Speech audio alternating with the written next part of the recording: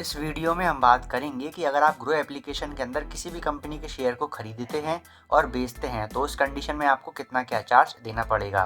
तो मेरी आपसे निवेदन रहेगी कि आप इस वीडियो को पूरा ज़रूर देखें, क्योंकि इस वीडियो में मैं आपको बहुत ही सरल भाषा में समझाऊंगा कि आपको कितना क्या चार्ज देना पड़ेगा ग्रो एप्लीकेशन के अंदर।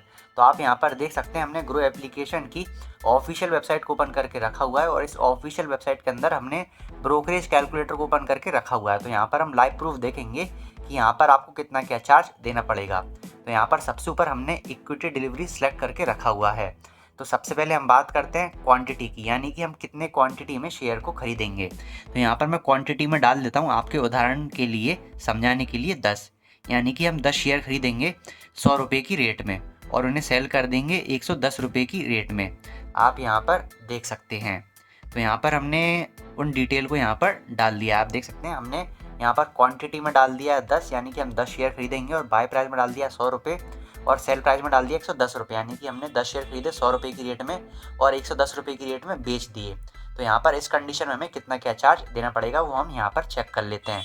तो आप यहाँ पर चेक कर सकते हैं जो टर्नओवर है वो यहाँ पर 2100 रुपये है, यानी कि हमने 1000 रुपये के शेयर खरीदे और 1100 में बेच दी, तो जो टोटल इनकी वैल्यू हो जाएगी बाय और सेल की वो यहाँ पर 2100 रुपये हो जाएगी। और इसके नीचे लिखा हुआ है P&L, यानी कि हमें प्रॉफिट हुआ है लॉस। तो यहाँ पर दिखा रहा है हमें 100 रुपये का प्रॉफिट हुआ। अब इसके नीचे आपको दिखा रहा होगा चार्जेस, यानी कि टोटल हमें कितना चार्जेस देना पड़ रहा है। तो आप देख सकते हैं हमें टोटल जो चार्जेस देने पड़ रहे हैं वो 14.02 रुपीज़ देना पड़ रहा है। आप यहाँ पर ये भी देख सकते हैं कि हमें कौन कौन से चार्जेस यहाँ पर देने पड़ रहे हैं। तो यहाँ पर आप देख सकते हैं जो ग्रो के चार्जेस हैं वो 10 रुपये हैं इस कंडीशन में, और जो नॉन ग्रो चार्जेस हैं वो 4 रुपये हैं। आप यह भी देख सकते हैं कि नॉन ग्रो चार्जेस कौन कौन से हैं। Security transaction tax STT charges 2 रुपये, exchange charges 0.06 rupees, SEBI turnover fees 0 rupees, GST 1.81 rupees, stamp duty 0.15 rupees. तो आप यहाँ पर चेक कर सकते हैं कि आपको यहाँ पर कितना क्या चार्ज देने को पड़ रहा है। तो टोटल चार्जेस हैं वो यहाँ पर हमें 14 रुपये देने पड़ रहे हैं। अगर हम किसी भी कंपनी के 10 शेयर खरीदते हैं 100 रुपये की रेट में और 110 रुपये की रेट में उन्हें सेल कर देते हैं तो हमें यहाँ पर 14 रुपये का चार्ज देना पड़ेगा। अब यहाँ पर एक चार्ज आपको और देना पड़ेगा जिसके बारे में यहाँ पर शो नहीं किया गया है। तो मैं आपको समझा दूँ कि आप यहाँ पर देख सकते हैं, आपको यहाँ पर लिखा हुआ दिखाई दे रहा होगा DP charges of 18.25 rupees plus GST will be charge for sale transaction.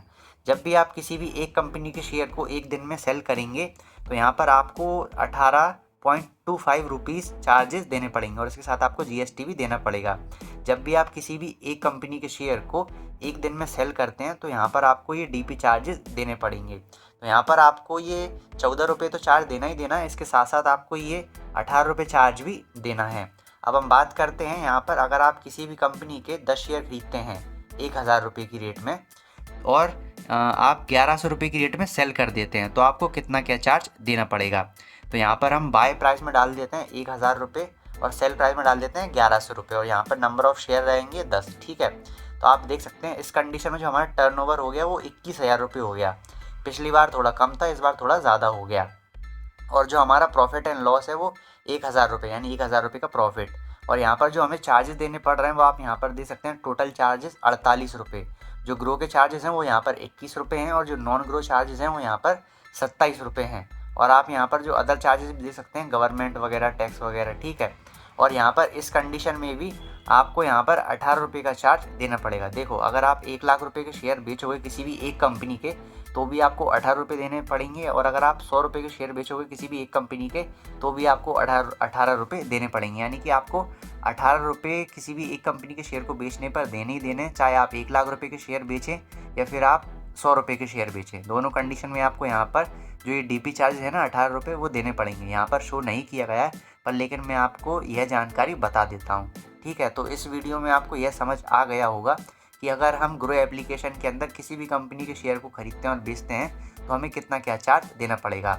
अब जैसे कि यहाँ पर P&L है 1000 रुपये, यानी कि हमें 1000 रुपये का प्रॉफिट हुआ, पर लेकिन यहाँ पर जो चार्जेस काट के जो हमें रुपये मतलब प्रॉफिट होगा वो यहाँ पर 950 रुपये का होगा, क्योंकि यहाँ पर जो 48 रुपये का है वो तो यहाँ पर चार्ज ही देने को पड़ गया हमें। तो यहाँ पर आपको इस बात का भी ध्यान रखना, जब भी आप किसी भी कंपनी के शेयर को खरीदें और बेचें तो यहाँ पर आपको ग्रो एप्लीकेशन में कितना क्या चार्ज देना पड़ेगा। और एक चीज़ और आपको मैं समझाना चाहूँगा कि जब भी आप ग्रो एप्लीकेशन के अंदर किसी भी कंपनी के शेयर को खरीदते हैं और बेचते हैं तो इस कंडीशन में आपको बेचते समय यह चार्जेस देने पड़ेंगे। जैसे कि अगर आपने मान लीजिए कि 10,000 रुपये या फिर 1,00,000 रुपये के शेयर खरीद लिए, तो खरीदते समय आपको कोई भी चार्ज नहीं देना है। जब भी आप उन शेयर को बेचेंगे, ठीक है, जब भी आप बेचेंगे तो आपको यह चार्जेस देने पड़ेंगे, यानी कि आपको शेयर को बेचते समय चार्जेस देना है, खरीदते समय चार्ज नहीं देना है। तो मुझे उम्मीद है कि इस वीडियो में आपको मेरे द्वारा दी गई हर एक जानकारी समझ में आ गई होगी। अगर आपको इस वीडियो में कोई चीज़ समझ में नहीं आई हो तो आप मुझे कमेंट करके पूछ सकते हैं, मैं आपकी हेल्प करने की पूरी कोशिश करूँगा। तो इस वीडियो में इतना ही, धन्यवाद।